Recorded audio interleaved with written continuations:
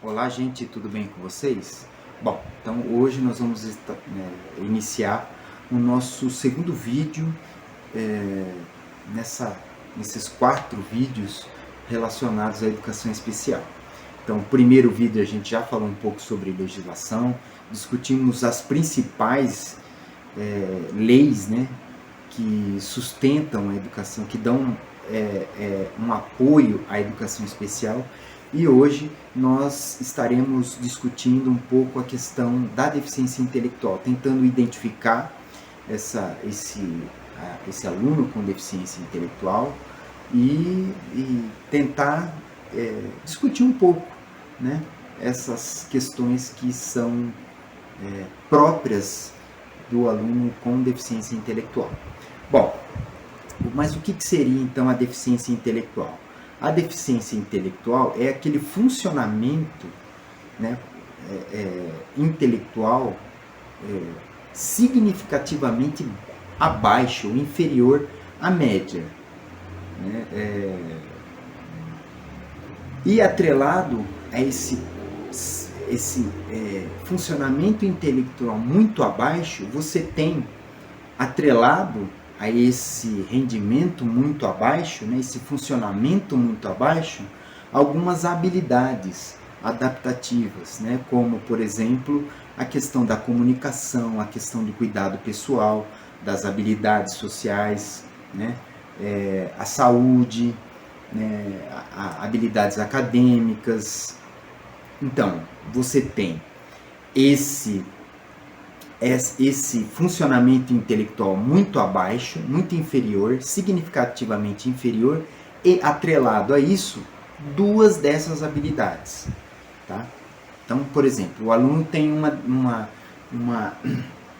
rendimento muito abaixo e você identificou, por exemplo, essas 2 habilidades, como por exemplo, ele tem esse rendimento abaixo, e atrelado a esse rendimento muito abaixo, esse funcionamento intelectual significativamente baixo, inferior à média, a habilidade como, por exemplo, a comunicação, ao cuidado pessoal, então ele não consegue se comunicar, ele tem a questão da higiene.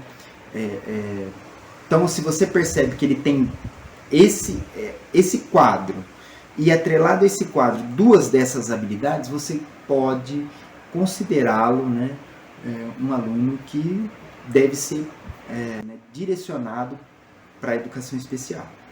Né? Então, essa é a definição que o MEC, um documento do MEC, publicou em 2008, né, onde ele define o aluno com deficiência intelectual.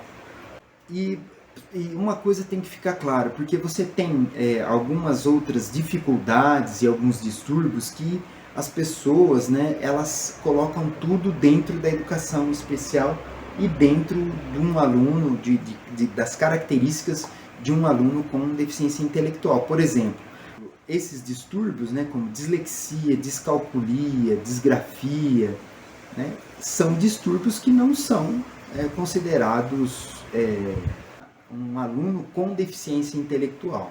Né? Algumas dificuldades de aprendizagem também não são consideradas como parte da educação especial. Por exemplo, elas podem, por exemplo, o aluno com dificuldade, ele pode ter outras situações em que leve ele a apresentar essa dificuldade, como, por exemplo, questões pedagógicas, metodológicas, o próprio contexto também social pode vir a dificultar essa apropriação do conhecimento, mas que não tem uma relação com o aluno com deficiência intelectual. E algumas doenças mentais, por exemplo, como depressão, esquizofrenia, não fazem parte do aluno, você não caracteriza ele como aluno da educação especial, tá? Os distúrbios de aprendizagem, dificuldades de aprendizagem, doença mental é uma outra situação, tá? Claro que em algumas situações as pessoas podem confundir isso, né? E achar que o aluno que, por exemplo, tem uma dificuldade acentuada em relação à aprendizagem faz parte, né, do quadro da educação especial.